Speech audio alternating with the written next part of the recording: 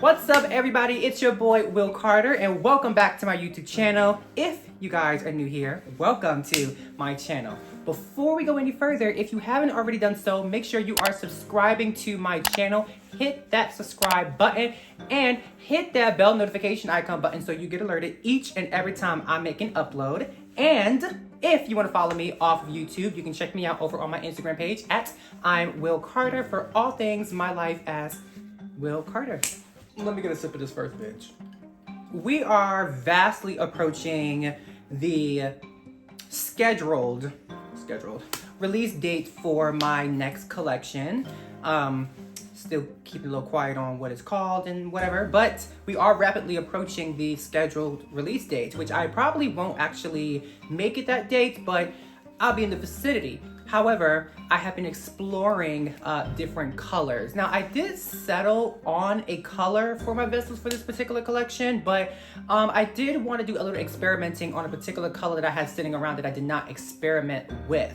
And I wanted to really give it a chance. Actually, I did experiment with this color before. If you guys saw my YouTube video called Making a Purple Concrete Vessel, you guys saw that I tried to make purple by mixing a blue and red pigment from Direct Colors because Direct Colors doesn't offer a purple pigment. I never used that blue pigment ever again, even on its own. So I decided for today's video, we are going to be giving that blue pigment a try to shine on its own and see what results we get. The pigment in question is number 203. Over on the website, it's called Persian Blue. That's what it's called. It's called Persian Blue. One thing that I do know about this blue pigment is that the pigment color itself is like super dense, or maybe heavy is a better word. So when you are mixing it in your batter, it just makes the batter super heavy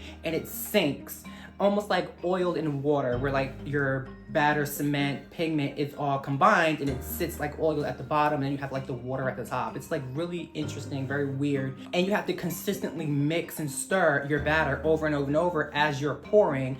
And you know, you don't have to do that with other pigments. I'm sure there's probably other pigments out there that you have to do that with, but this one for sure, I know that I'm gonna have to do that with. So I'm gonna try something different by using a smaller percentage of this pigment and see what the results come up. I know that because I'm gonna reduce the amount of pigment I'm gonna be using than my usual amount of pigment that I use, I know that I'm not gonna get this true color blue or anything close to it. It's gonna be a much lighter blue, but that's okay too.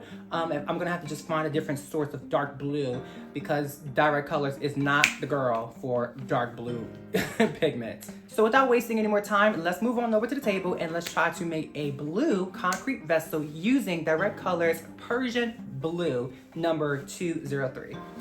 Come on. Okay guys, so here we are ready to get started, but first let's just kind of go over what's going on here. It's usually a little bit more organized, but since we are here at the table and I just want to try to get everything within frame, it's looking a little crazy, but okay. I like to pre-measure everything before I get started because to me it's easier to work that way, easier workflow. One by one, everything would just start getting mixed in this bowl here. You know, everything kind of just poured in here, mixed, and then poured into the mold. It's so much more organized and neater for me that way, and very little mess. So for these vessels, we're gonna be using Direct Colors Blue Pigment number 203. I find that the only way to make this work is if you use a very small amount. So I'm only using 0.5% of this pigment. Not even 1%, I'm using 0.5% of this pigment. That's the only way I can make this pigment work, which is pretty good because then I can use this for a very long time. I'm using very little amounts of this, but for now, this is how we're gonna work with it. Mixing bowls, cement, which at this point, I'm just gonna pour directly in here. Be nice and slow, because it likes to splatter and make a mess, which is so annoying. Once it's done, you can just put it over to the side. You will need that again. So it's here, nice and ready to go. And then you have your water and your pigment. This is just something that I just kind of feel, and maybe it's in my head, maybe it's not, but now it's like a routine. I personally feel that I get a better mixture of color when I mix the water and the pigment together first. I don't know why, I just feel like it just comes out better this way.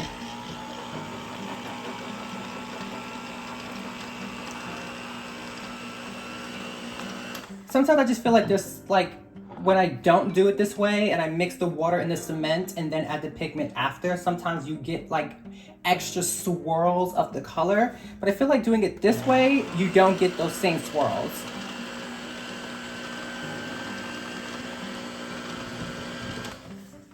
Okay. Fortunately, that mixes super, super fast. And then you can just directly into the bowl. Try not to make a mess, y'all. Directly in. And just get straight to mixing right away.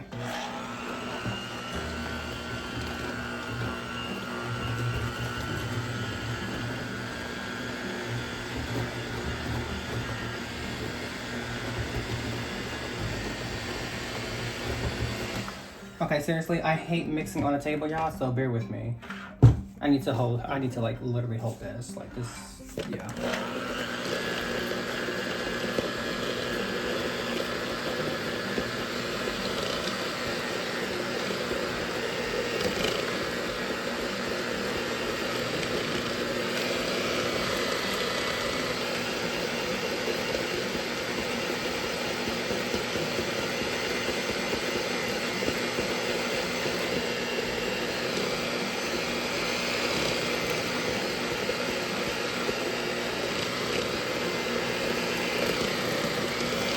Make sure you try to get the sides too. Sometimes cement will try to stick to the sides of the bowls, and that's really good, you know, cement that could be part of your batter, part of your vessel.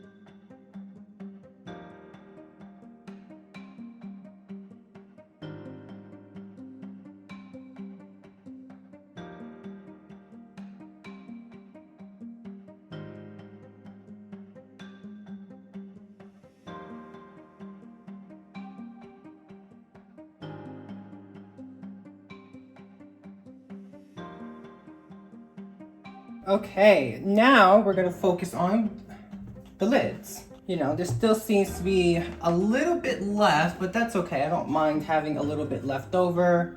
Nothing wrong with that. You know, I'd rather have a little bit more than have too little. Same process, water, pigment in, together, mix it in.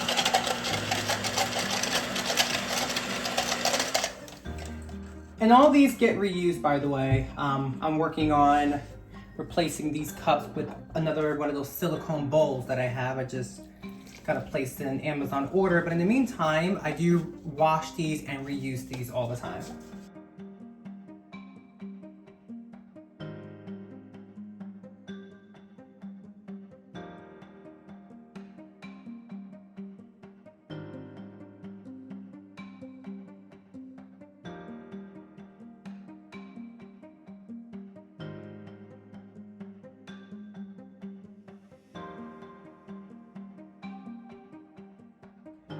Okay, so after 2 hours of sitting, which is usually how long I let it go for, sometimes an hour and 45 minutes, depending on how hot the room gets, and also the season, but 2 hours is pretty standard.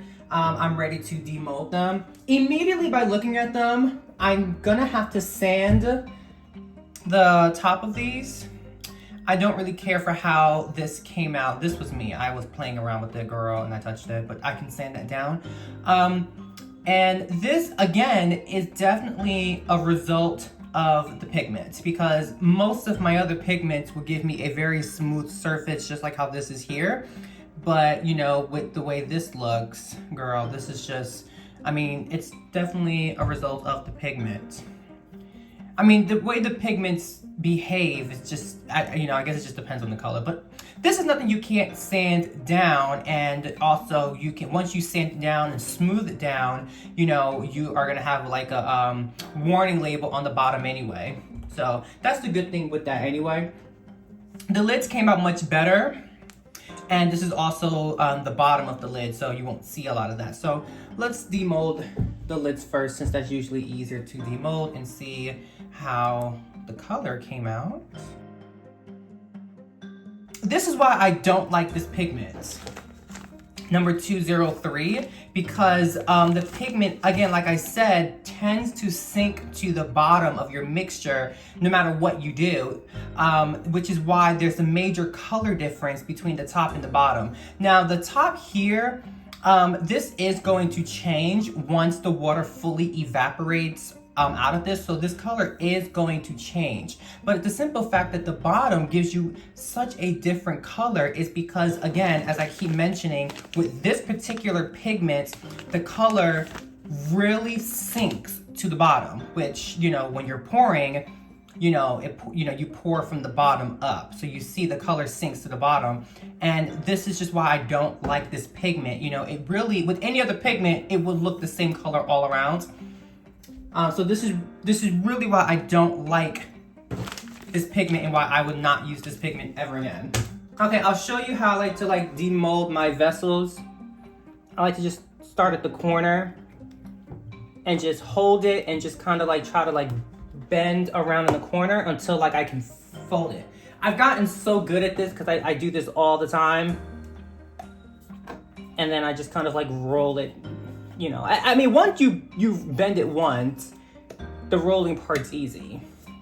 So again, guys, you know, I just, this pigment, it's just not my favorite. I just don't like this pigment at all. I really don't like this pigment.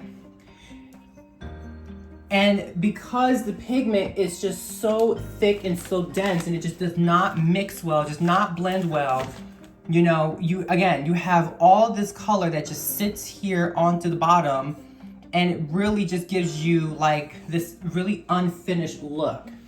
And I don't have that problem with the other color. The other blue, which is the steel blue, that's what it's called. It's called steel blue. I don't have that problem with that pigment.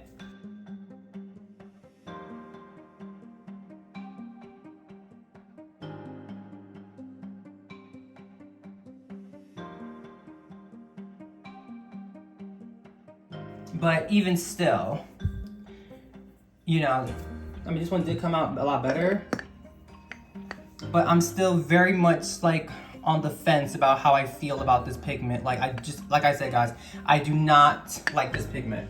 Again, I have to sand the bottom of this, it's a mess. But if I'm gonna have to give my thoughts on this pigment, even by itself, I'm not gonna use it.